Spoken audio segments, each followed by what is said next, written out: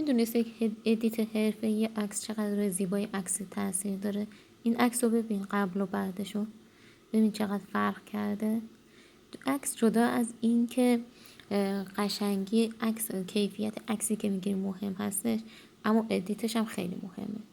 بریم که با هم دیگه شروع کنیم.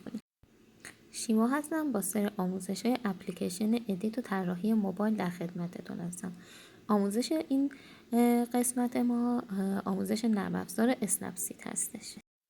این کلا نرم افزاره برای ادیت عکس خیلی زیاده. حالا به نظر من چند تا از بهترین هاشو بهتون میگم که سعی کنم تمام اینها رو بهتون آموزش بدم. این نرم افزار رو بیشتر روی ادیت عکس و کارهای گرافیکی نمیتونن انجام بدن. اولین نرم افزار اسنپسید هستش. خب که ما آموزشش رو داریم. لایت روم هستش که همون از مال شرکت فتوشاپ هستش. وسکو هستش، خب خیلی محبوبه به خاطر فیلترهایی که داره. بعد پولار هست که خب خیلی نرم افزار قدرتمندیه و لنزا و پریسما هستش. لنزا و پریسما. خب اینا به نظرم جزء بهترین ها هست. بریم که شروع کنیم. خب این محیط اسنپسید هستش که ما برای که میتونین شما گوشی رو هم به صورت افقی بگیرین هم عمودی بگیرین. خب کلا اول یک توضیح در مورد اسنپسید کاملا رایگان هستش و خیلی خوب موفق شدش تو این زمینه. کلا نرم افزار ادیت خوبی هستش. بعد گوگل اومد خریدش و الان برای گوگل خیلی نرم افزار قوی و قدرتمندیه. و یکی اینکه من تمام چیزی که میخوام بگم فقط مختص همین اسنپسید نیستش. کلا اینها اصول کار هستن و تمام نرم افزار دیگه همین موارد رو دارن و شما میتونین روی تمام نرم افزار این کارها رو انجام بدین. حالا بریم که با هم شروع کنیم. خب اول برای عکسمون یا روی به اضافه میزنه یا باز کردن که قسمت بالا داره. حالا من گوشیمو به صورت افقی میگیرم که شما راحت تر باشید. خب من عکسمو میارم. خب حالا ما چند تا گزینه ببینین. اول 3 نقطه داریم. من 3 نقطه رو که بزنم یه سری تنظیمات داره که تنظیمات عکسمه که حالا شکل ظاهری این صفحه‌ام که حالا تیره یا روشن باشه، اندازه تصویرم هستش، کیفیت هم هستش، کیفیتش تصویر که به چه صورت باشه و چطور ذخیره بشه. خب دومین گزینه که بزنم یک سری مشخصات در مورد عکس میگه، تعداد پیکسلاشو، حجمشو و حالا تاریخ و ساعتی که این عکس گرفته شده بهتون میده. بعدی رو که بزنیم، بعدی حتی ما هنوز هیچ ویرایشی روی این عکسمون هیچ ادیت انجام ندادیم، برای من غیر فعاله. آندو و ریدو داره که شما میتونید انجام بدین. مشاهده ویرایش های داره، ویرایشی که شما انجام دادین همه اینجا مشخص میشه. یه جلوه کد RQ داره. جلوه کد RQ چه هست؟ شما یک سری ادیت ها روی عکستون انجام بدین و بعد ذخیره کنید. خب بعد هر عکسی که شما داشته باشین میتونین این ادیت ها رو از همینجا روش اعمال کنین و لازم نیست دوباره از همون اول این ادیت ها رو همیشه انجام بدین. یک سری ادیت مثلا به طور مثل غروب آفتاب شما یه بار ادیتش رو کامل انجام میدین و بر هر عکسی که لازم بود این غروب آفتاب این ادیت ها از همینجا شما راحت میتونین روی عکستون اعمال کنین. خب قسمت سمت حالا گوشی رو که من افقی گرفتم، قسمت سمت چپ ببینین این گزینه که بزنین خب یک سری براتون ادیتایی که خودش حالا میاره، شما هر کدوم که خواستین انتخاب میکنین و اوکی بزنین. خب حالا من پایینی به این که بزنین، خب یا میتونین این تصویرتون رو اشتراک گذاری کنین یا اینکه میتونین ذخیره کنین. خب اینو که بزنیم، حالا این شده چی؟ این ابزارمون کلا ببینین ادیت یک سری اصول کار داره.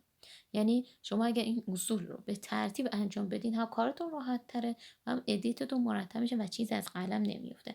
خب منم طبق همون اصول آموزش میدم و پیش میرم. اولین کاری که شما باید بکنین همیشه اولین برشه. خب شما میان عکستون رو چیکار میکنین؟ عکستون رو برش میزنین. مثلا من میخوام قسمت پایین عکسم برم.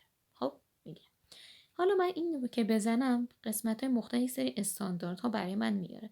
شما میتونین آزاد بذارین که خودتون انجام بدین یا اینکه میتونین از استانداردهای خودش استفاده کنین. خب دومین گزینه چرخش هستش. خب شما میتونین چیکار کنین؟ میتونین هم عکستون رو ببینین، انگشتتون رو عکس بذارین و به چپ و راست بکشین. همین که میتونین کلا با این گزینه پایین بچرخونید. همین که میتونین عکستون رو چپ و راست کنید به این صورت. خب این از این. سومین گزینه پرسپکتیو یا چشم انداز هستش. خب ببینید، نگاه کنید، خودش 2 تا فلش الان روی تصویر من کشیده. کلا شما این پرسپکتیو که انجام بدین، این نرم افزار با استفاده از هوش مصنوعی اون قسمت‌های خالی عکستون رو میاد پر میکنه. ببینید برای من پر شد.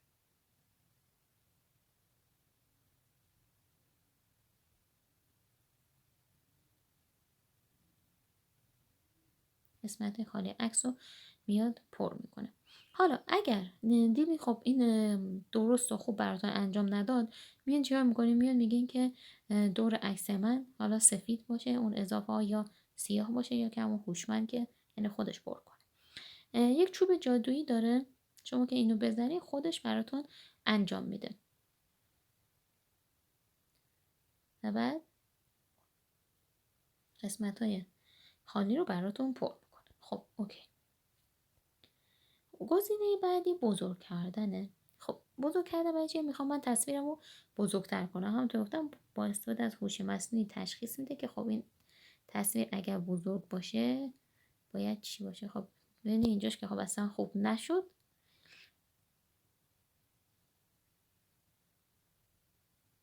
خب میام چیکار میکنم اینجا که حالا اگر این خوب نشد، دوباره میتونید شما بیان میگین که عکس من قسمتی که بزرگ کردم سیاه باشه یا سفید باشه. مثلا من که این قسمت رو به این صورت و بعد اوکی رو میزنیم. خب قسمت بعدی میریم برای حذف. حالا اینجا نوشته گردگیر. میریم عکس رو من میخوام حالا زوم کنم، میخوام این کک و مکاش رو حذف کنم. ببینید میخوام اینجا به این صورت و بعد اینکه کارتون تموم شد اوکی رو میزنیم. خب حالا ما این ببینیم، پس ما و این نرم افزارهای دیگه هم هستش که خب خیلی حرفه‌ای تر از این کار میکنن که مخصوص همین کاره و برای از بین بردن اشیاء، مثل تاچین تاچ هستش اما پولیه، ولی خب نسخه آنلاک و رایگانش هم قطعا پیدا میشه. برش، چرخش، چشمانداز، بزرگ کردن و حذف اشیا رو بهتون آموزش دادم. حالا مرحله بعدی چی؟ مرحله بعدی میایم رنگ و نور تصویرمون رو درست میکنیم که این آموزشش میشه برای جلسه بعدی. ممنون که تا اینجا با من همراه بودین. لطفاً از من حمایت کنین، سابسکرایب یادتون نره، نظراتتون رو برای من بنویسین. اگر سوالی داشتین برای من بنویسین، من حتما جواب میدم. با تشکر. خدا نگهدار.